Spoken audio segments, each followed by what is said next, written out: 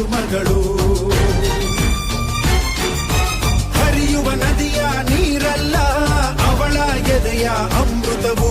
ಧುಮುಕುವ ಜೋಗದ ಸಿರಿಯಲ್ಲಿ ತುಂಬಿದ ನಗೆಯ ನರ್ತನವು.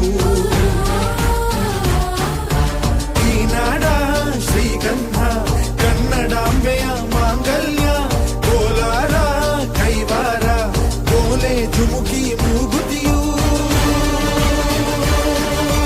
ಇದ್ದರೆ ಬದುಕುನಿ ನನ್ನೈ ಮನ್ನಲಿ ಮಡಿದರೂ ಹೆಮ್ಮೆಯೇ ಕನ್ನಡ ಮಣ್ಣಲಿ ಧರ್ಮದ ತೌರಲಿ.